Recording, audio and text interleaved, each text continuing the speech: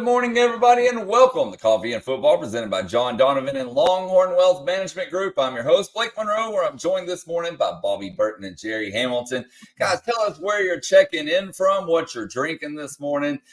We'd love to see that. Obviously, get your questions in. We're going to be talking about the spring game, recruiting, portal. There's all kinds of good stuff going on. So let's just jump right into it, fellas. The spring game. Exciting, man. That was an exciting spring game. I can't tell you. I talked to Coach Shipley yesterday afternoon. I talked to when is the last time a spring game has actually been exciting and not just finished with a dud? You know, it's kind of like, it's like you see all the players, and then by the third quarter, everybody's kind of ready for it to end. Instead, everybody's trying to wants it to keep going on. I think that's what happens in part when you have electric quarterback play from both sides. At times, you have guys that are playmakers at just about every offensive position. I mean, literally, guys. The Longhorn, and I wrote this on Sunday. I mean, the Longhorns, the gun is loaded. So no matter who you throw to on offense, that dude's got a chance. You're very rarely throwing to a guy that ain't got a chance to take it to the house. I thought it was an exciting game. I thought it was a fun game. I was so happy the rain held off. By the way, that was huge.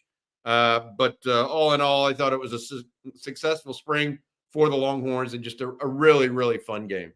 Yeah, by the way, thank you for telling us where you're checking in from. Somebody just checked in from Istanbul. I think that's a first on Texas football. But I've seen some others, a lot of people in Texarkana.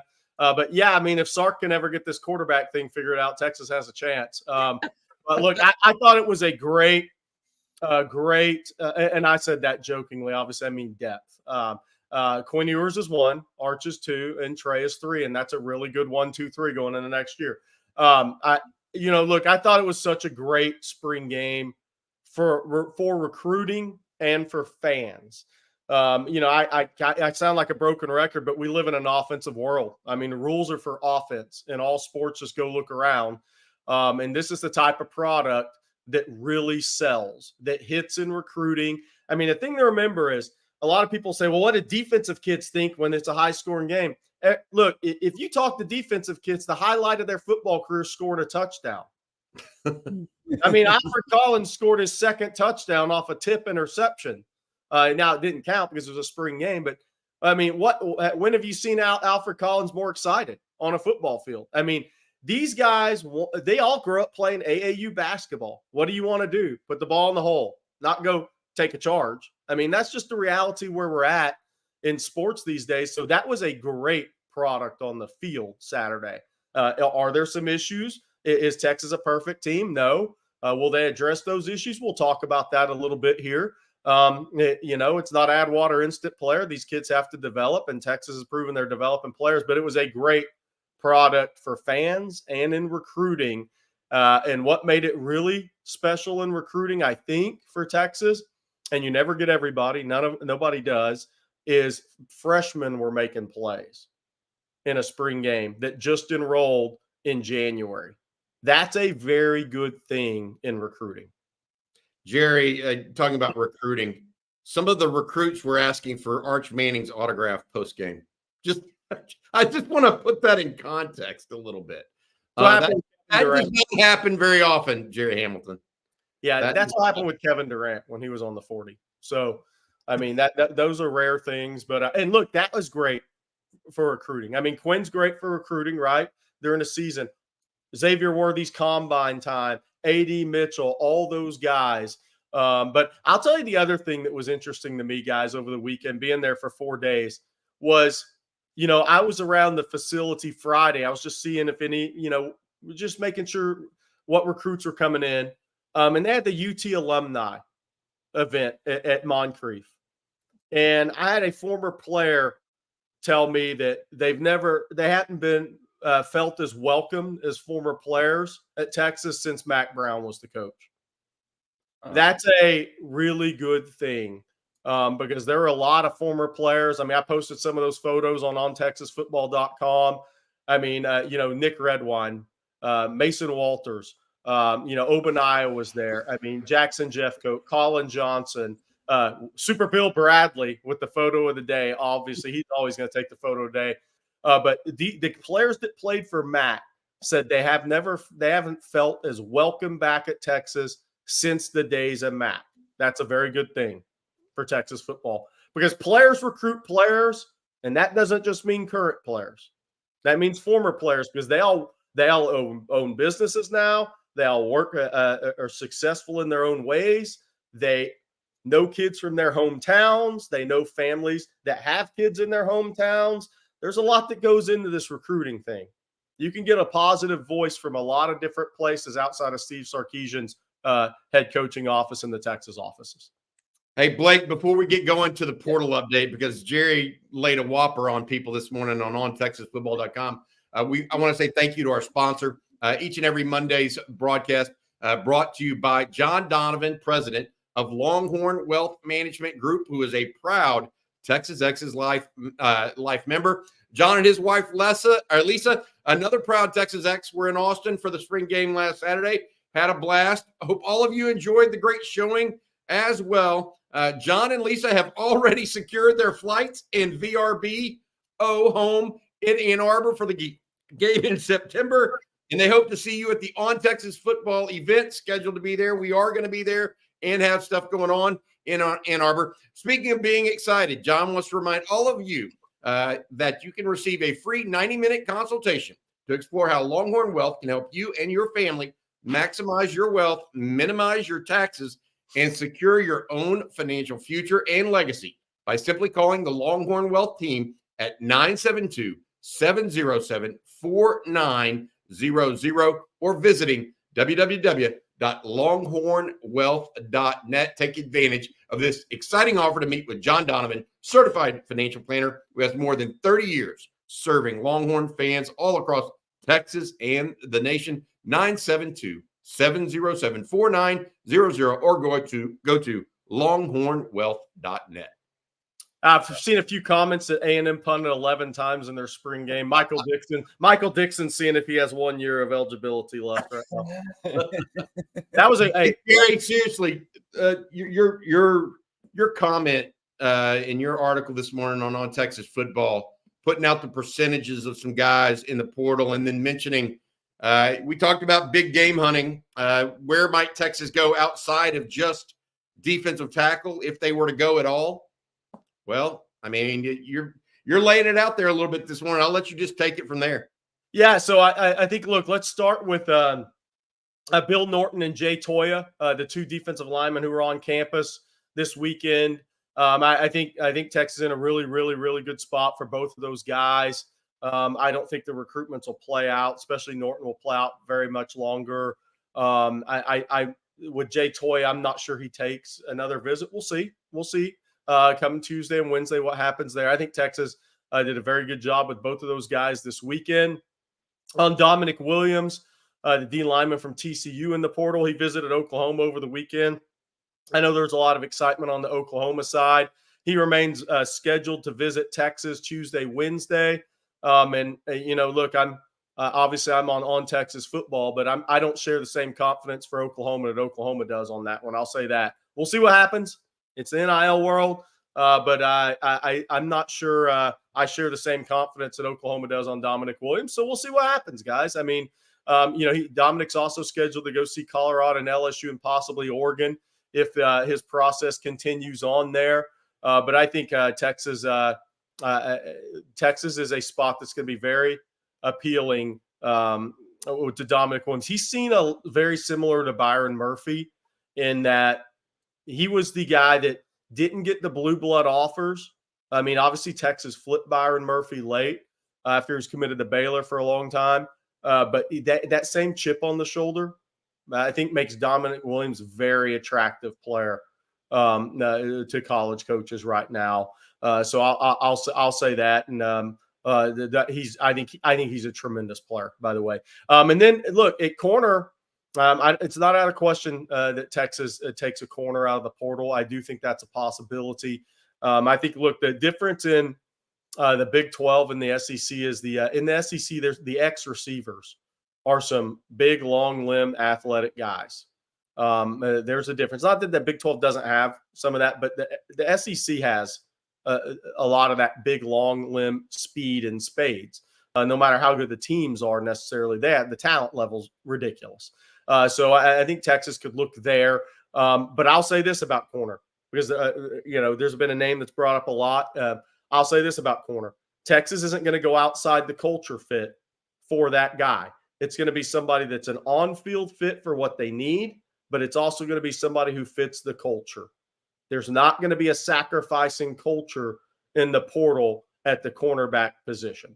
So just take that going forward, and we'll see what happens. But I think Corey J, that's what I'm getting at. No. So we'll see. We'll see who that player is. I think it'll come out at corner in the next few days. Who that guy? I want to say this: Texas does now have 5 players in the portal as of this morning. Now there may be more going into the portal. Current Longhorns. It started with Samaje Burrell, the linebacker out of North Crowley. Then we had Billy Walton and Jamon Tapp enter, as well as Peyton Kirkland. Kirkland announced over the weekend that he's going to Colorado. And then Zach Swanson on Saturday also entered the portal. He's a defensive lineman out of Arizona originally. That's 5. We do believe there are going to be more here in the coming days. Texas now at 84 scholarships given out at this point. There will have to be more attrition if Texas is going to land a Bill Norton, a Jay Toya, Dominic Williams, and et cetera. Right now, I will say this, Jerry, the percentages you put on Norton were 90% Texas. You went Toya at 80% Texas, and you went 51% with Dominic Williams, a young man out of TCU as well. So Longhorns in Jerry's eyes looking very, very strong right now as far as the portal is concerned at a position of major, major need. By the way, we were told that Vernon Broughton did get married on Saturday. Congratulations to Vernon. That's one of the reasons why he was not playing on Saturday. Congratulations there. Anything else that stood out for you guys from the spring game? Blake, I know you got a chance to see it. Anything you other than the quarterback play from both Arch Manning and, I mean, you got to get past that, right? To start talking about other things. What did you see that you liked, Blake? Well, I want to go back to your point a minute ago about how exciting the spring game was, because I watched a handful of other spring games this weekend, and they were all snooze fest. I mean, every single one was like, I started watching baseball on the laptop, or something like my mind slowly drifted. Whereas when Texas was on, that wasn't the case. Obviously, there's a vested interest in there, but still, I mean, it was very exciting. So that's number one. And then number 2, just how good they looked overall from a physical standpoint, I think is really what stood out to me. Unlike you guys, I haven't seen them in person. Y'all, got to see them in practice, those media viewing windows, media availability up close, things like that. So those were really the 2 things that just popped off instantly to me. Yeah, so I thought, that we talked about this heading into the game, Bobby. Some guys are practice players and some guys are gamers. And there's differences that a young kid may be a thinker in practice, and in the game he just reacts more, right? But an older player, maybe they go through the motions a little bit in practice. That doesn't mean they don't take football serious, right? But they've just been there 4 or 5 years. But then when it's game time, they show a little bit more than expected. I thought Tia Savea was really good Saturday on the defensive line, better than what we had heard about in practice, which is a good sign for Savea. Again, a guy that's played a lot of football, right? I thought Alex January, Texas is very high on Alex January, where he can go in the future. I thought, look, but there's a lot of Sadir Mitchell questions. He actually wasn't. He had his moments in the spring game in his role, in his job. I'll say this: Texas hasn't lost hope on Sadir Mitchell. I know there's a lot of Texas fans may have, but Texas hasn't lost hope in Sadir Mitchell. If he will buy in and just work and be process oriented, he has a chance to be a good player. I mean, there's a reason Texas and Georgia battled for him. It's really up to Sadir. I thought, look, Ryan Wingo, and then there's players you'd heard about that deliver, right? Ryan Wingo delivered. I think Rod's on record, Bobby's on record, I'm on record now. I think a lot of people are on record. He's the most talented receiver Texas has recruited since Roy Williams. I mean, out of high school, and there's been a lot of talented players, but I think that's Ryan Wingo's talent level. And we said last night on Longhorn live stream, Bobby, a lot of the touchdowns get more of the retweets and the likes and the video shares, right? But his first catch was his most impressive catch to me because he caught it in the intermediate game, and Ryan Wingo made 3 moves in about a 2-yard space at 6'2", 210. And I said, okay, if this guy can do that, it's one thing to have 10-6 speed, run over the top, run by a corner. It's one thing to catch the ball over the shoulder in the end zone. We know he can do that. We've seen all that.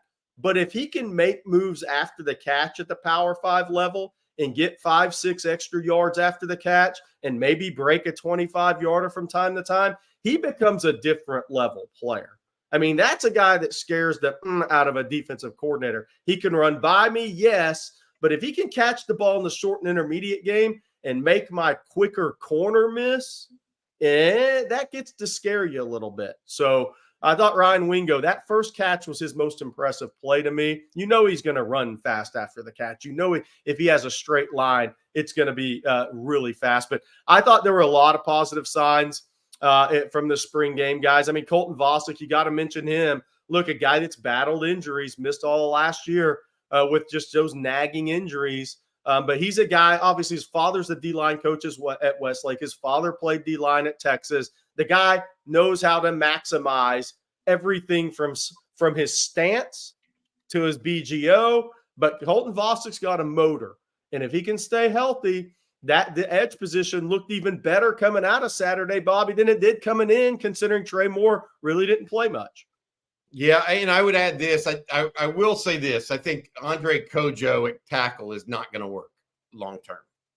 He's going to have to play guard. Vosick and others really got after him a little bit. Yeah. I'm not trying to pick on anybody, but Vosick got the majority of his work against him, had a tackle for loss and a sack the very next play against Kojo. Kojo just not there right now. I will say some other things that I mentioned. You mentioned Ryan Wingo, and I literally, we went to that first practice and I said, that's just he's a different level guy, right? The question I have, and I've seen a lot of football through the last 30 something years. I used to be on the road, not unlike what Jerry goes and does. And the one player that he reminds me of is not, people say, oh, Julio Jones. He's not quite that physical. Julio Jones was ultra, that kind of. He's more like Andre Johnson. I remember seeing Andre as a junior in high school and as a senior in high school. Played, obviously, he has a gold jacket now, I think. I mean, he's a tremendous player for the Houston Texans. Same kind of size, Jerry, in high school. Just looks that way.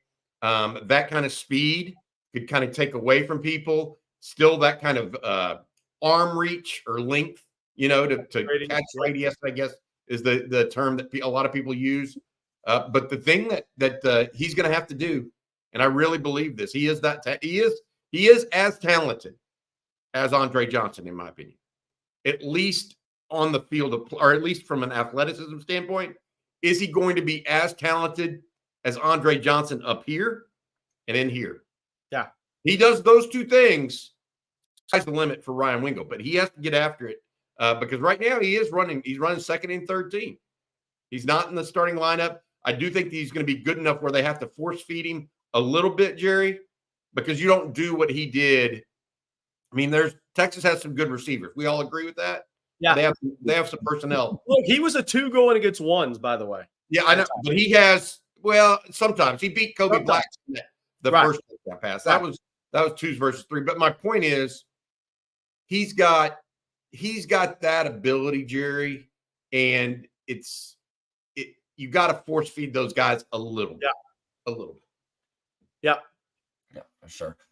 All right, guys, before we move on, and still a lot to talk about, first, Jerry, can you tell folks out there about the good folks at Manscaped? Well, of course I can, man. I'm holding the 4.0. Guys, you need to go get this if you don't have it. I'm just telling you.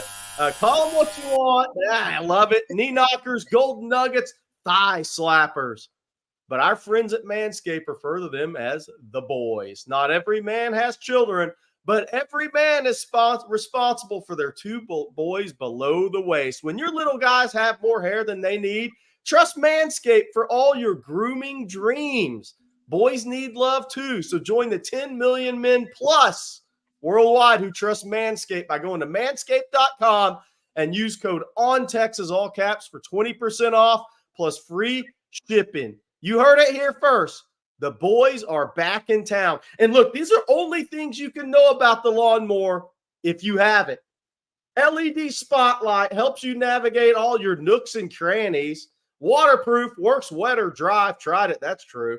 Up to 60 minutes of runtime, powered by a robust, rechargeable battery. Of course, LED power indicator. Updated skin-safe blade, constant RPM motor, travel lock for those bad travelers like me, man. That gets nasty. And universal USB-C charging port. That's right. Dude, this guy's like an iPhone. You can take him anywhere. You can charge it anywhere. Manscaped.com, on Texas, all caps. If you don't use it, you aren't using what OTF uses. Bringing the energy this morning. Bringing the energy. All right. Well, LED lights is exactly what some people need. Look, I threw this in the ocean, threw it off the wall. It still worked. One thing that we need to talk about this morning is high school recruiting. We've talked about the portal, but Jerry, what's the latest there? Yes, I dropped another a nugget on OnTexasFootball.com this morning. Myron Charles, the D lineman out of Port Charlotte, caught up with one of his people Sunday. He's locked in his Texas official visit. Now, that's going to be May 31st through June 2nd.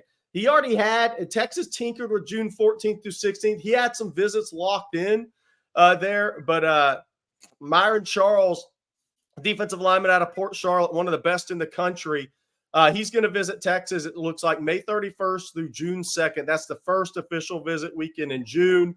There you see Myron, big, strong kid, can play over the ball, can play the three, got that versatility about him in that southwest corridor of Florida. Tashard Choice, Kenny Baker, Jeff Banks, all involved in that recruitment. Florida State's been considered the favorite for a while. They get the last visit in June. Florida and Miami also get visits, but we'll see what Texas can do there. He had a really good unofficial visit to Texas in late March, and that's the next part of the process. When you come back for the official, game on, and we'll see what happens. But that's good news for Texas. Nick Brooks out of Cedar Rapids, the offensive lineman out of Cedar Rapids, Iowa, JFK High, 4-star offensive lineman. Goes by Big Nick. There he is. Great visit to Texas. Similar to Jamie French. Texas, oh, man, just throwing him around, man. That poor little kid, dude. You're not supposed to do that. Look, Nick Brooks, he's going to come back for a June 14th through 16th official visit. Texas, I think, vaulted into the top 2. I think Georgia's 1, Texas is 2, Iowa's 3. Man, he plays without his helmet on. That's playing through the whistle, isn't it? And then USC's the 4th team in the mix there for Nick Brooks, all 6'7", 350 of him. Really good player there, Bobby. He could play right tackle, could play guard at the next level, maybe a guard if he goes to the SEC. But I do think Georgia's 1, but he had a great visit to Texas, spent time with Kyle Flood, Steve Sarkisian, and that official visit is locked in for June 14th through 16th. And, there's a large human beating up on littler humans on that video. And a third guy I wanted to hit on, by the way, I think Riley Pejon had a really good visit with his family to Texas Saturday. He had to leave a little bit early. They had a family or a birthday party back up in McKinney. But I think Texas is in a pretty good spot for Riley Pejon. He's visiting June 14th through 16th. Florida State's in the mix. Ohio State's in the mix. And then you have USC and A&M trying as well. He has some official visits in June. But then the last guy, James Simon, the running back out of Calvary Baptist in Shreveport. Obviously, his father, John Simon Jr., was a standout running back at Louisiana Tech.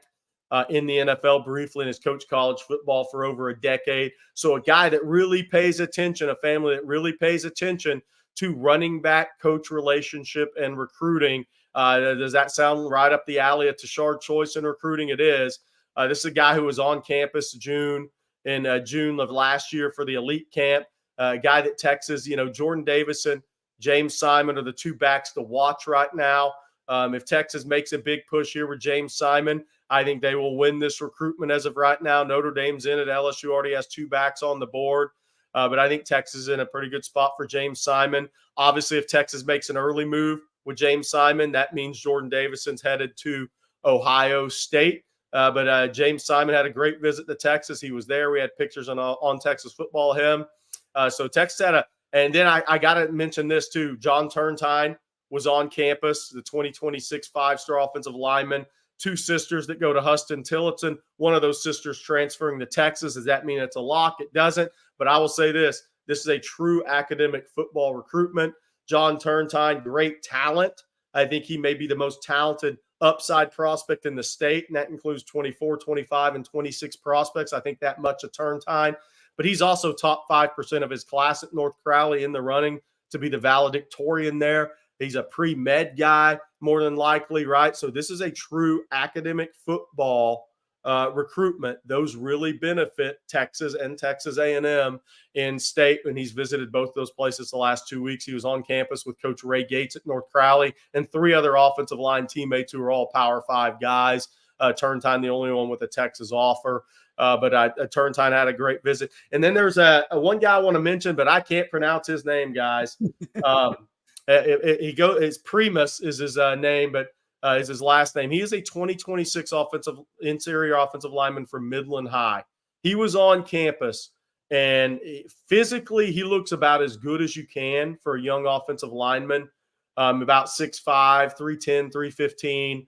I saw him on tape when I was just going through huddle midway through point of the season, and he didn't have any offers at the time, and I thought he was tremendous. But he made his first visit to Texas on Saturday, and he will be back. Texas, that's a guy that I think Texas will offer one day. He's tremendous. Good stuff for sure. Max Moeller, let's talk about Jordan Washington. He actually had the catch of the spring game. Climb the ladder, big guy, like you're rebounding in AAU basketball. He's seen that ball coming off the rim before. You got to go up in traffic and go grab it, and he did. Well, one thing that I want to say, guys, before we move on, we got lots of questions, so a couple of super chats we need to get to, is we hit 43,000 subscribers this morning. So I want to say a big thank you to everybody out there for supporting On Texas Football, the YouTube channel, and, of course, OnTexasFootball.com. But 43,000, incredible. Just absolutely incredible for sure. Blake, we were out there. Jerry and I were there the whole week this week, and it's palpable right now, the sense around Longhorn Nation, the kind of contagiousness, I want to say, around Longhorn football. People are excited, and then you go out, and they were excited after coming off the national playoff appearance. And then you go out there and see what happens on Saturday afternoon with Arch and Trey Owens and all the receivers, et cetera. How can you not be excited right now? I mean, literally, doesn't mean Texas is going to win it all. Fingers crossed, but it doesn't mean it's going to happen. Yet, how can you not be excited right now? And it was fun at the Posse East. We were there on Wednesday and then Victory Lap on Saturday.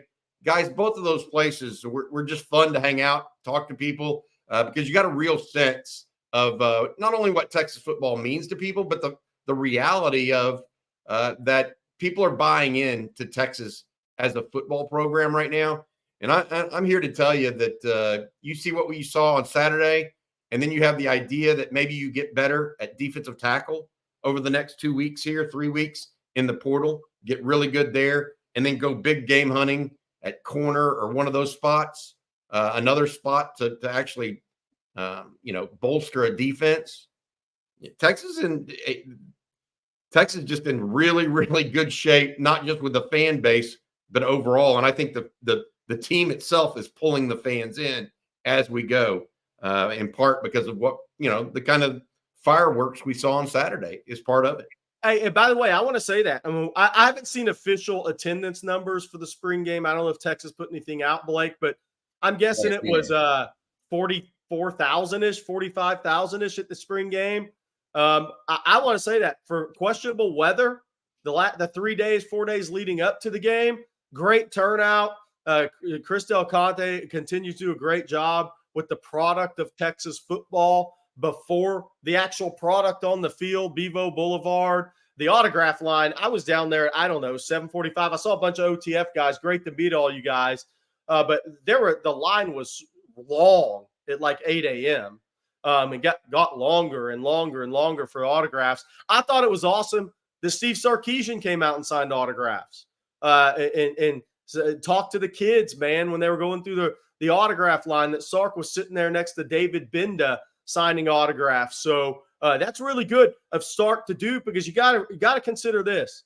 There were official visitors on campus, Bill Norton and Toya. There were 20 plus kids, underclassmen on campus, high school recruits visiting, that Sark came out there and signed autographs for all the fans. I thought was awesome. I mean, look, it's Texas. The product begins before the first ball is kicked. And Texas, Del Conte and Texas doing a great job with that. Hey, by the way, I wanted Blake to bring up a photo, and I think he is. Yeah. I mentioned earlier the UT alumni, but look, we ran into Bill Bradley, and he took the best hook'em photo. I mean, look at Bill Bradley. Is there a more proud UT former player than Bill Bradley? I mean, he used to coach Under Armour game and camps when I was part of ESPN Under Armour camp, so I know Bill, great guy. But I said, hey, man, put your horns up. Took a photo, and that's what he did. He didn't go with the horns up like this. I mean, he was firing those horns up, man. Super Bill Bradley. If you hadn't seen him, if you don't know the story, he's one of the all-time greats at the University of Texas. Yeah, he's got the elbow extended. Oh, yeah. Yeah, he's going forward with that. It's not the meek, hey, right here. He's like forward with it. There you go. It was Super good. Bill Bradley. The guys in the NFL get a lot of the notoriety now. But for the guys, the old-time guys, Bobby, Super Bill Bradley, one of the all-time greats at Texas. Coached in the NFL, defensive coordinator in the NFL. He's a football lifer and a UT lifer. Yeah, and obviously I was not around when he played undergrad at Texas, or even I was only there for a little bit of his pro career for the Eagles. But the story goes, Jerry, that he came out of Palestine, Texas. Yep. And was considered an All-American, right, in high school, and was going to be the quarterback for Darrell Royal. But, 2 or 3 games in, they had switched to the option, the wishbone with Emory Ballard, the offensive coordinator, and things just weren't going real well for Texas. And Bradley, Darrell Royal said, hey, we're going to try James Street. Bill Bradley, will you go be defensive back? And Bradley was one of those guys that was a little enigmatic. I mean, he was always a partier, kind of big personality, etc. But he took to the defensive back room like a duck to water.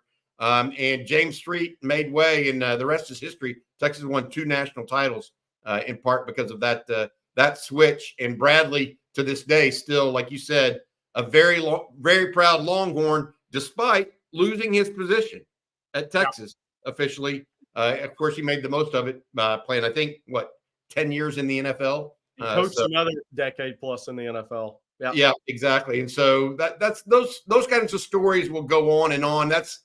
I don't want to compare it to Roshan Johnson being a backup and then going in the 4th round necessarily, because of different situations. But still, those are the kind of stories you'll tell your kids and your grandkids down the road. Do you remember when? And Bill Bradley certainly a piece of that in Longhorn lore. Speaking of the NFL, guys, the draft this week here, and Texas just put out this graphic just a little bit ago after we started the show. But April 25th to the 27th there in Detroit, and up to maybe three Longhorns taken in the first round. We'll see what happens. But exciting times. Yeah, I'm ready for it. I mean, we should have fun. We're gonna do a little. We're gonna do a watch with us, I think, Jerry, on Thursday, and watch the draft and kind of go through it with folks that want to hang out and talk Longhorn football while watching the draft. I listened to a podcast on the NFL draft over the weekend on my ride back to Nashville, and they had Byron Murphy going in the top 20, Adonai Mitchell going in the mid-20s. They did not have Xavier Worthy in the first round. This was one from The Athletic, just so y'all know. But 2 Longhorns in that mock draft. I could see 3 easily going. Yeah, no doubt about it. Texas has a chance at 3 first-round picks. I think they have a chance to have 6 guys drafted in the first 3 rounds, and a chance to have 10 drafted overall. So it's going to be a good week again. Look, and we've talked about this. Texas football is going to light up social media on the NFL draft, and it's been a while since Texas football could light up social media on an NFL draft. And it started with obviously with Xavier Worthy headed to the Hall of Fame without playing a game, right? With that record 40 time at the NFL Combine. That caught millions of impressions for University of Texas football. But now you're looking at a 3-day run where up to 10 guys are going to get drafted. And it's going to be a record in the 7-round draft for the University of Texas. So that's adding on to the product in the spring game. Not that there aren't, look, it's not a perfect team. There's things that have to be worked on. We all acknowledge that. But as Rod Babers calls it, it's first world problems, right? But now you get the draft and what comes after that right before the Texas staff hits the road in recruiting for the spring evaluation period. The coaches most of them will be in Austin this week and then hit the road starting the following week for the spring evaluation. You can't be on the road the whole time. You only have a certain amount of days you can get out. You can only see prospects once. So you got to kind of manage those days, manage where you go, when you go there. You want to get closer to probably some spring games for some of these high school kids. But this week is a big build-up to the NFL draft, and that's the next kind of piece in recruiting that Steve Sarkisian and his staff now can tell guys, look, not only do you come here and we've turned a corner winning football games, how many guys did you see drafted? And then the 25 mock drafts are going to come out, and Quinn's going to be on there, and Kelvin Banks is going to be on there. Isaiah Bond might be on some of those. We'll see. But there could be some other Texas guys on there. So the draft is going to be the next piece in recruiting for the Longhorns. Okay, guys, plenty of time to get your questions in, so please do so, and we're going to get to those here momentarily. But first, I need to tell you guys out there about Gooder, if I can find the promo code to bring up here. Sorry about that. Well, I got to get ready for the read. You're going to have to find it. There you go. Oh, man. So I'm a sunglasses snob, guys. No other way to put it. I'm very hard on what I wear. So when I'm recommending Gooder, I promise you it's a quality product and that you're going to like it. For $25 a pair, you definitely can't beat it. They're 100% polarized. They don't slip. They don't bounce. They're always releasing new styles. They even have a pair for Longhorn fans. It's Gooder, and it's good for your eyes. You've heard Jerry rave about them. You've heard Bobby tell you how good they are. If you don't believe us, go online and see their more than 50,000 5-star reviews. They stand behind their product with a 30-day free return window and a 1-year warranty. Gooder will have you looking stylish, and it's easy on the wallet. They're so affordable, I don't have to worry about losing them, scratching them, breaking them, whatever it may be, like I do with other super expensive glasses. So if you want to support the show and try a pair, Gooder is giving On Texas football listeners free shipping. You can go to gooder.com/OnTexas, use code OnTexas, and they're going to give you free shipping. And they offer a 30-day money-back guarantee and 100% satisfaction. Again, that's gooder.com/OnTexas. Use promo code OnTexas and take advantage of that free shipping. I mean, Gooder glasses, duck cap, hat. I'm ready to roll. Jerry, you're a picture of you're getting the week going right now with your attitude. I think, yeah, good stuff, dude. Good stuff. Hey, let's reset a little bit, if you don't mind, because a lot of people have joined us. Talked a little bit of the excellence I thought we saw at quarterback play on Saturday. Offense really getting after it on not only with Arch Manning, but also with Trey Owens. Then you had some receivers getting in the mix. Jaden Blue making a phenomenal catch. Ryan Wingo, Isaiah Bond, and DeAndre Moore, both with long catches. I thought the tight ends looked good. The offensive line protected well, especially the first team. Then you had some of the second-team defensive line get after the quarterback a little bit. So all in all, just a really nice showing for the Longhorns overall. I thought Arch Manning, though, if you'll bring up that graphic, probably stealing the show, I think it's fair to say, Blake and Terry, passing for 300-plus yards, 19 of 25, 355, 3 touchdowns.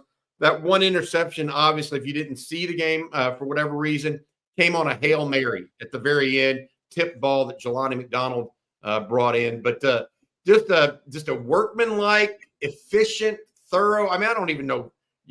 Decisive. What all words do you use to describe it? Because I've seen a lot in my day, and the Longhorns, and it was as good a quarterback performance as any I have seen in a spring game from a Texas quarterback, and that goes back 30 plus years. So I'm just gonna I don't know. Vince Young probably looked that good, but he only had 2 series going into his senior year. Colt McCoy looked that good, but again, 1 or 2 series when he was really that good. Look, he looked phenomenal.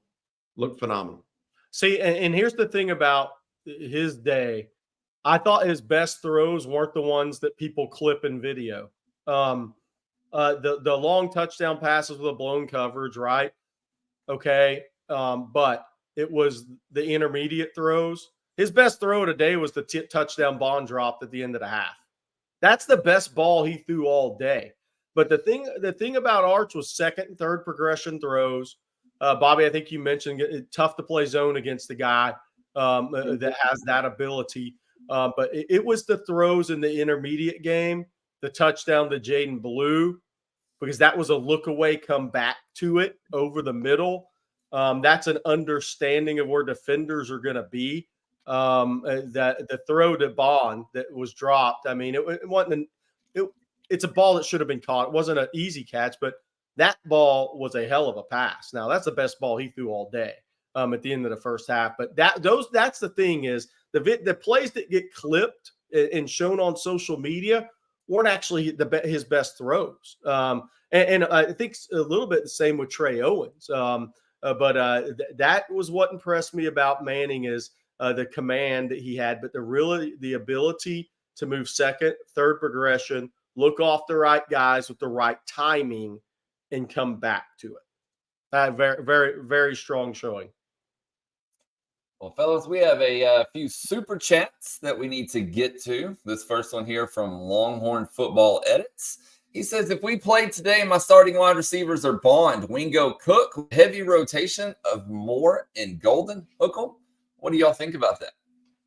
I don't think so. As good as Wingo looked, okay, I don't think he's ready to run with the ones on a ongoing level until he gets more ingrained in the offense and more reps, etc. I think it's more Cook and Bond right now. Golden is your fourth. That's kind of that guy that I think could be outside that would spell Jonte Cook at times and be in the circle of trust. I do think he's going to get there. And then I think you have Wingo kind of as that, wild card. I mean, you've got to get him some snaps each and every game. Somebody else asked in the chat if Silas Bolden is on campus yet, and if he counts against the total 85 scholarships. In the first of all, he is not. He doesn't show up until June. So that's the young man from Oregon State that actually had more receptions last year than either Isaiah Bond or Matthew Golden. So keep an eye on him competing with DeAndre Moore, in my opinion. But beyond that, I think what's important is he is already counting towards that 84 number that we're at right now with Texas on a net basis for scholarships. So that question came up. I want to make sure I got to that as well. And I think we also have to, because some people are like, well, on one of the chats, well, Xavier Worthy started as a freshman. That's different times at Texas. Yeah. Xavier Worthy was forced into being the guy. The great thing for Ryan Wingo right now in Texas, look, it's a hard scheme to pick up for a wide receiver pre-snap, right? Sark puts a lot on their plate. And what we always said about Wingo since we saw him in those first 2 open media window sessions is talent, ridiculous. how quickly does the rest of it happen for him? If all that happens for him quickly, then that's a pretty special player, because it's not an easy scheme to play in for a quarterback or a wide receiver. But the great thing for Ryan Wingo is he doesn't have to be the guy as a freshman like Xavier Worthy did. It's better to be one of the guys and draw favorable matchups and kind of come along slowly. Would you want Ryan Wingo to necessarily start at Michigan September 7th? I'm not sure that's ideal. I mean, you wanted him to make his plays, be a part of the rotation, and in the second half of the season, let him build up to it in games. I just, that's what I believe. I believe the guy has a chance to be a tremendous, tremendous player. But the difference is you don't have to just throw him out there to the Wolves this year. You can let him develop a little bit, and that's only helpful for a guy that talented. Yeah. We have a super chat here from Jack. Thank you once again, Jack. He says, congrats on 43,000 members. Now we need at least half of that number to become OTF OGs. And Bobby, there's no better time than for you to explain how they can become an OTF OG. Yeah, absolutely. We have premium content on TexasFootball.com. So obviously we only do 3 or 4 videos max each day, based on the amount of time it takes everybody to listen to them, all that other stuff. So if you want to keep up with the Longhorns during the day, the way to do that is Jerry, myself, Blake, CJ Vogel. We're posting stories and writing on the message boards, updates for the Longhorns. To do so, go to ontexasfootball.com.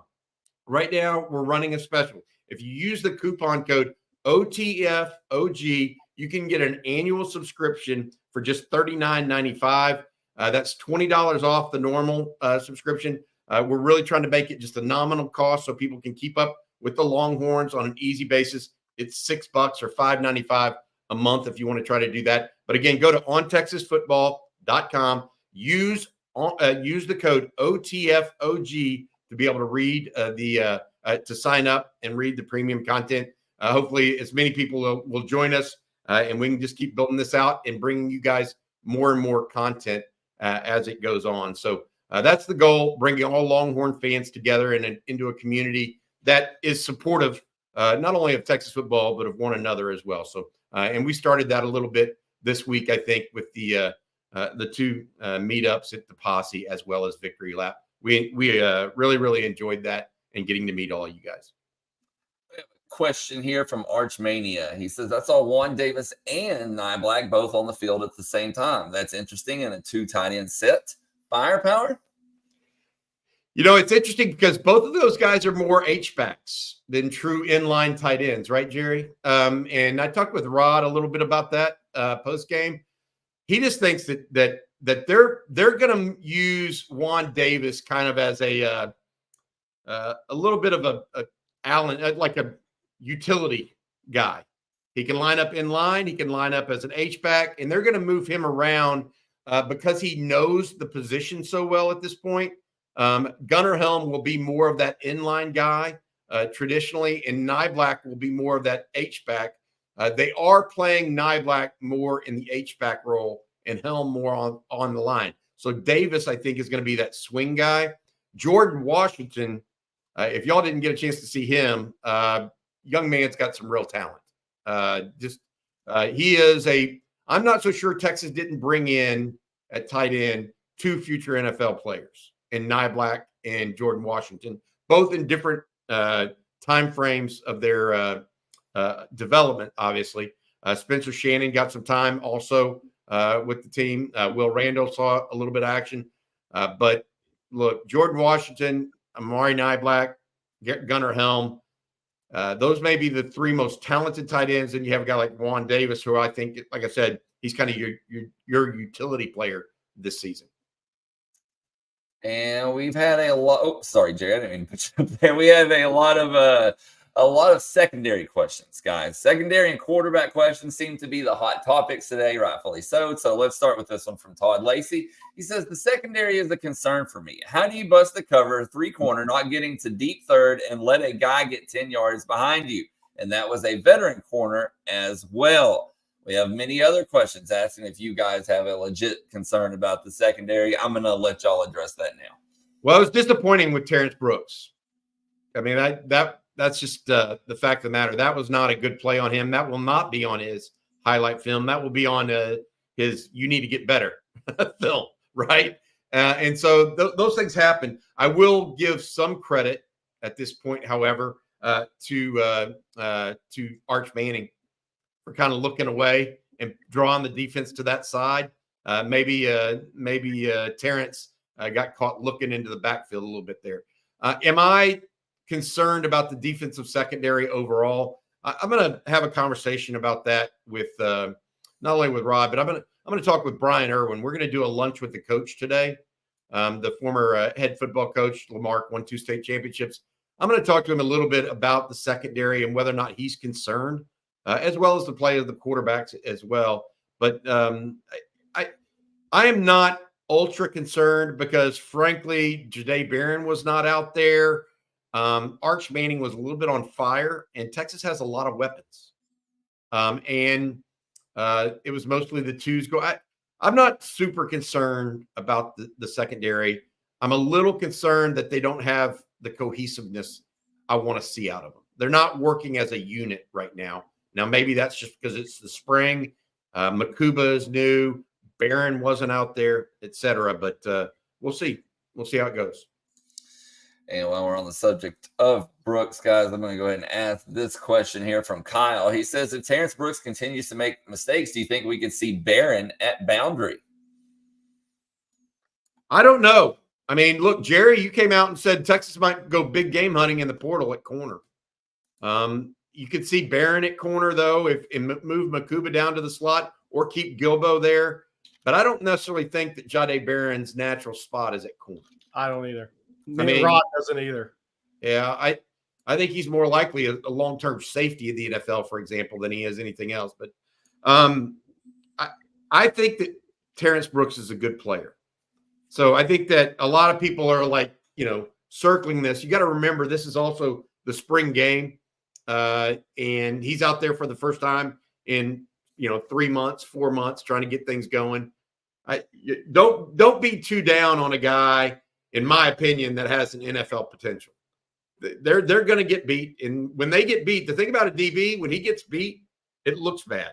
It's like, and so I'm not as down on him as maybe some people I think are concerned with. I do want to see more consistency out of him. Last year, he was somewhat inconsistent. He needs to work on that this offseason, but that's why there is an offseason, right? Give yourself time to get some weight, get some speed back, et cetera, get your mind right. We'll see how it goes. Okay, guys, a lot of people talking about the quarterbacks, like I said, and people want to know about Trey Owens and y'all's thoughts, like this one, Tyrese. He says, can you see Trey Owens sitting for 3 years behind Quinn, 2 years behind Arch? He may be ready next season to be a major college quarterback. Look, I mean, that's all going to come down to with these kids at this position and a lot of positions when you're in a very, very talented program. What's your level of patience, and is development and process better, more important than how many games you start? I mean, how many games did Mac Jones start at Alabama? I mean, enough to be a first-round pick. That's going to be the question, and not all guys are built that way, right? I mean, but Mac Jones, and I'm not comparing the two as players. I'm not getting ahead of all that, but what I am saying is they're very comparable as recruits. A high 3-star guy that ended up a 4-star guy, right? It had a big senior season. I mean, Mac Jones was once committed to Kentucky, and Alabama flipped him. People don't remember that. Mac Jones wasn't always that level recruit. He had a really good senior campaign, and he became that guy. Trey Owens became that 4-star guy with a great senior season there as he continued to progress when some other guys maybe did not. But it's all going to come down to it's how patient are you and how process oriented are you? I mean, that's what it comes down to, especially at quarterback, because only one guy plays, barring injury. So that's what it comes down to. I don't have that answer. I do know in the NIL era, it's always interesting that, look, where the game has changed for the backup quarterbacks and the third-team quarterbacks, Bobby, is somebody can make those guys an offer they can't refuse. Yeah, I mean, maybe the game has changed. Maybe, but here's what there's what Texas has on its side that is the ultimate X factor. There are maybe two other coaches in college football right now that can be pointed to and say, I'm as good a developer or on the same caliber even as Steve Sarkisian in creating first-round draft picks. The only other one that's even close is Lincoln Riley. Who else? Who else is a QB developer in college football that you can say, okay, I've had multiple first-round draft picks through decades. I'm not just a one-hit wonder. I've been doing it for 25 years now. What other quarterback coach is there? Y'all, I'm not hearing y'all say anybody's name, Jerry or Blake right now. I mean, it's because there's not one. That's the point that we're making here is Texas in that situation right now. Yeah, not Mike Elko. They punted 11 times on Saturday. So my point being, Texas has something going on its side, and that's called Steve Sarkisian. Ryan Day, maybe, but he's not a multi-year, multi-different places. He's only been at Ohio State and successful at Ohio State developing a quarterback like that. Nobody else. And so my point is Trey Owens can, what is the offer you can't refuse? Well, I mean, the money as a first-round draft pick after 1 year of starting at Texas is a hell of a lot more than going to Kentucky and getting beat up and going in the 7th round. Despite what you might make in NIL from somebody. I mean, it's just different. And I think that Texas is in good shape because of that. I also think that Sark has done a good job finding guys that fit that mindset a little bit. I mean, based on what I know of Trey Owens, Jerry, and what we talked to him on this program multiple times. Very confident. Yep. Confident and intelligent and deliberate. He's not, there's no, what's the best way to put it? There's no knee-jerk reaction there or knee-jerk decision. I don't think that's going to happen. Yep. And we've had a lot of comments, questions regarding arm strength of the quarterbacks. A lot of people think that Trey has the strongest arm of them all. What do you guys think on that? I don't think there's any. I mean, I watched him. I think it's Trey, then Arch, then Quinn. In that order, as far as arm strength. Terry? I think it's interesting because Quinn is a layer of the football, but when Quinn wants to rip it, he can really rip it. I mean, he can really rip the ball. So, it's a tough call. I mean, you have to put a jugs gun on him for an intermediate second read throws.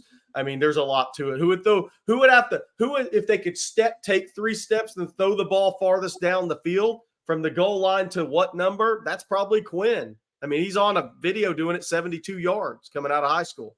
That's a big throw, right? But there's a difference between how fast the fastball's in the game and just arm strength, right?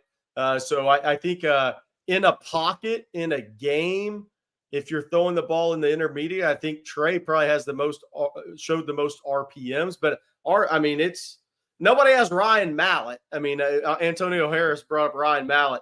Nobody has Ryan Mallett. I mean, Ryan Mallett has the strongest arm I've ever seen in my life, ever. I mean, it's not even close at a high school quarterback. That was ridiculous. I think Trey Owens, he probably had the most RPMs on the ball. Yeah, I don't think – here's the issue. Me saying that I think it's Owens, then Arch, then Quinn. Arm strength is just one piece of it. Yeah. Quinn Ewers is he's an NFL quarterback ready-made. So he still has work to do and all this other stuff, but don't mistake arm strength for, all the other pieces of being a quarterback and what it means. It's not like this. It's some sort of slight to him, in my opinion. That's where people, I think, miss arm strength. There's more to being a quarterback. Brock Purdy wouldn't be in the NFL if it was down to arm strength. Right. And he just had a team in the Super Bowl. Okay. Joe Montana, one of the greatest quarterbacks of all time, not going to break any world records on arm strength. No. But I will say all 3 of those quarterbacks, there is a level here. All 3, Quinn, Trey, and Arch, all three of them, they can make all the throws. They have that kind of arm strength. And that's really all you need at this point.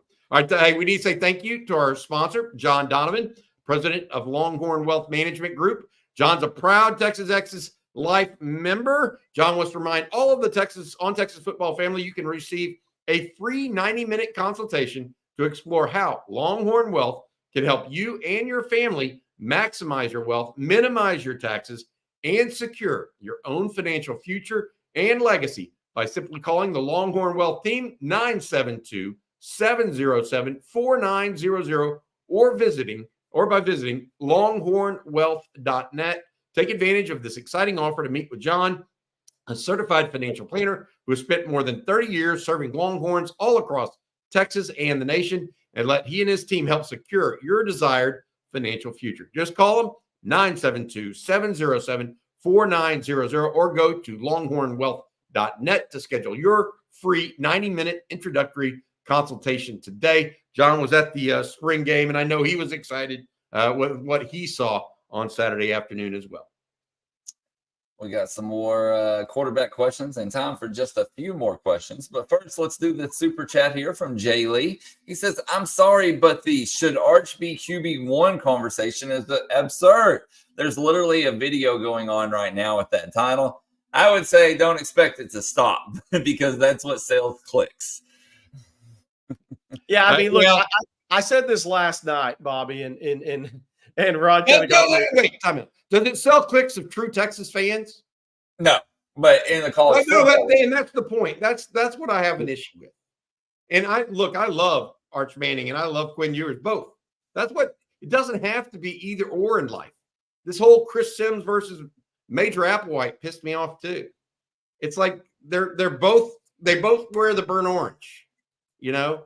And so the juxtaposition there and trying to make an argument when it's not like Arch doesn't deserve time and find time, but trying to pick a fight. It's just let's be adults. Well, we talked about this before the spring game. If Arch had gone 8 of 15, people would be like, "Oh, he needs to transfer. He can't play at Texas, right?" He's a lightning rod. He's almost like him and Deion Sanders are the lightning rods for clicks in college football. But Arch is, and I'm not comparing him, look, but it's similar to the Tiger Woods of the world, people. You want to almost tear him down, right? Because he's got here. But there was a couple of shows Sunday that were wild saying, because Arch had such a good game, it was one of two. Either he had a bad game and he needed to transfer, or he had a great game and he needed to transfer. There's like no in between. And people are like, oh, he needs to transfer. He's too good to sit a year. And my thought on that was like it's like the height of hypocrisy, man. And I know you do it for clicks, a national media and even Texas media at some level. But, 8 of 15 transfer, 10 of 15. Oh, transfer because you're too good to sit, right? But then you have 19 to 25 and you go off and, oh, yeah, you're wasting your time sitting another year at Texas. But at the same time, you sit there and get on the kids for transferring. But then you want to turn around and for clicks say, this guy needs to transfer now. And the crazy thing about it is with the Mannings is it's like people haven't followed their history. I don't understand. And now I do understand because it's for clicks and it's for views, but it's like people haven't followed the history of the Manning. Go watch Book of Manning if you get a couple hours and actually understand the Manning family and their timelines and the way they look at being what goes into being a really good quarterback. They are instant gratification. They've never been that way. I mean, it's unbelievable to me. I don't know. All right, and we have a super chat here from Cataract Cowboy. Says, Jerry, you mentioned you're coming to Florida for a recruiting visit. I live in Jupiter. I'd love to take you out for a beer or dinner.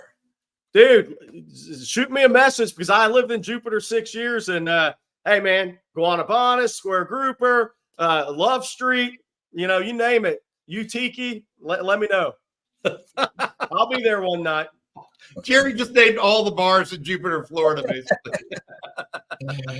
Oh, man.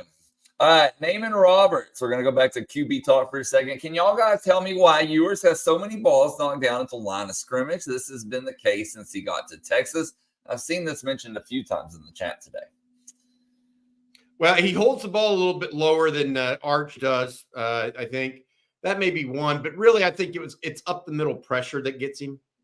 And it gets most quarterbacks. And he's, what is he, 6'3", 6'2", Jerry?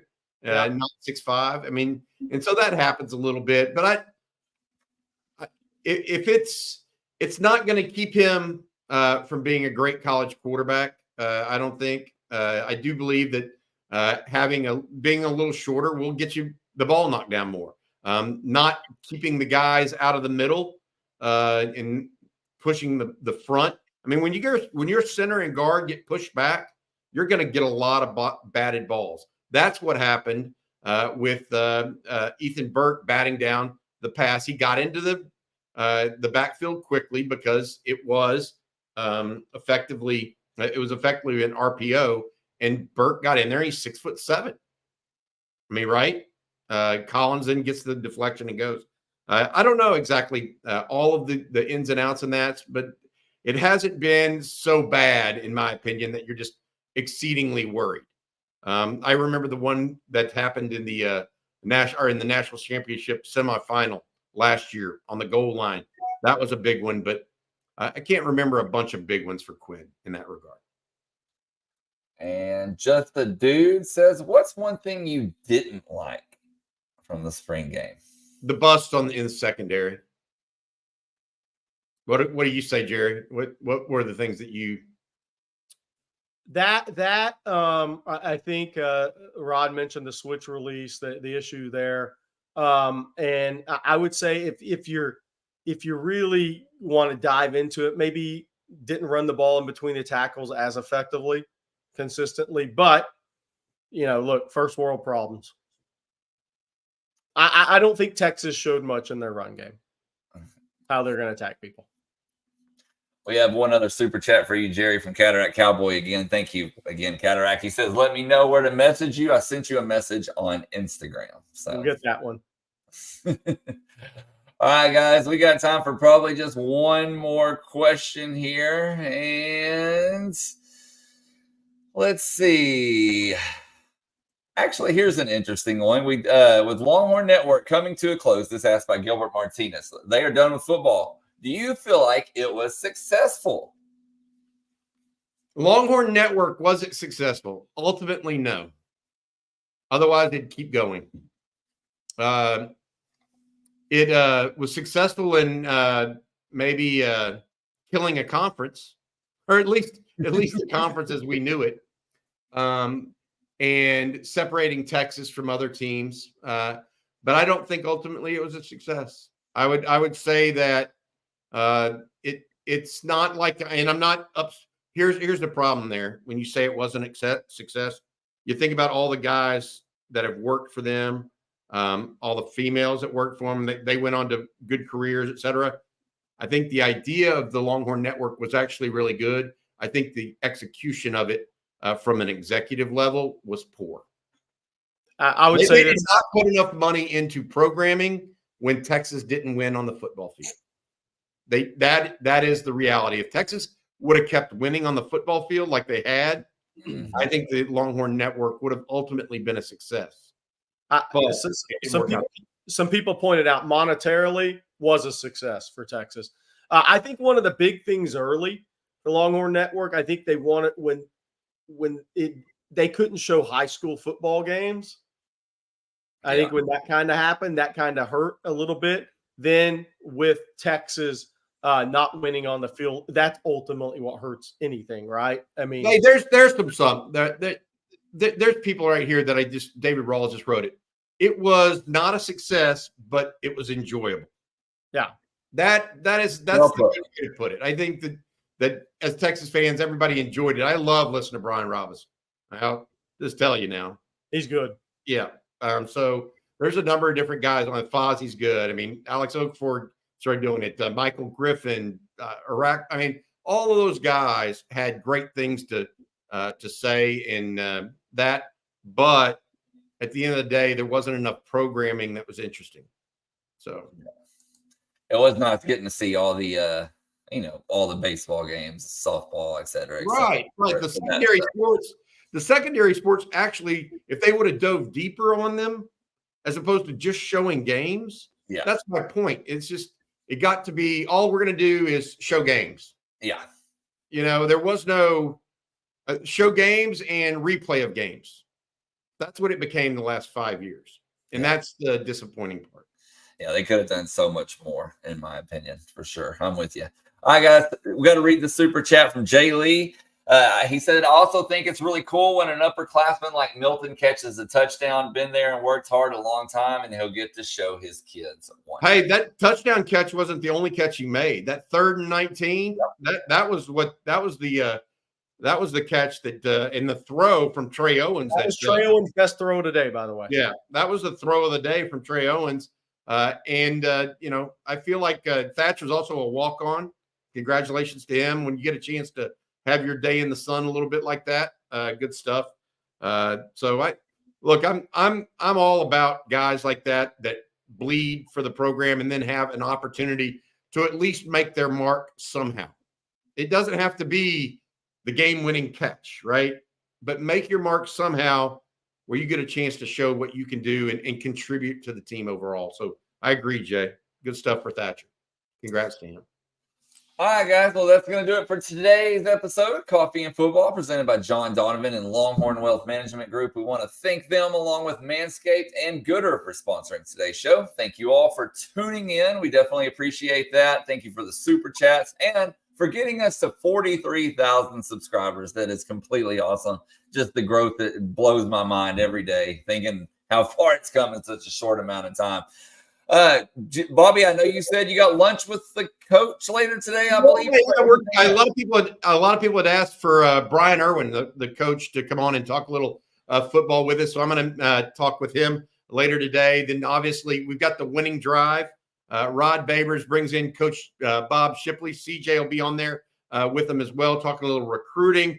We could have more recruiting news. Jerry's kind of bird dogging that right now behind the scenes. If you see him look down to his phone, I'm always wondering what he's going to bring up next during these broadcasts. And then that should do it. Then we have Talking Ball as well, Rod and Jerry later tonight. And remember, please, if you're interested in what's going on, by the minute kind of visit us at ontexasfootball.com. Use code OTF, OG, become an OG, and you get $20 off an annual subscription. We appreciate you guys joining us at On Texas Football in whatever way you enjoy us. We really do appreciate you guys. It was great to meet so many of you and just hang out and be in Austin. I was in the motherland for a week. It felt really good, man.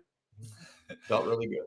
And if you haven't already, be sure to hit that like and subscribe button, ring the bell so you're notified anytime and every time that we post a video, go live, whatever it may be. And that way you're always caught up with the latest Longhorn news. So for Bobby Burton and Jerry Hamilton, I'm Blake Monroe, and we'll see you tomorrow morning.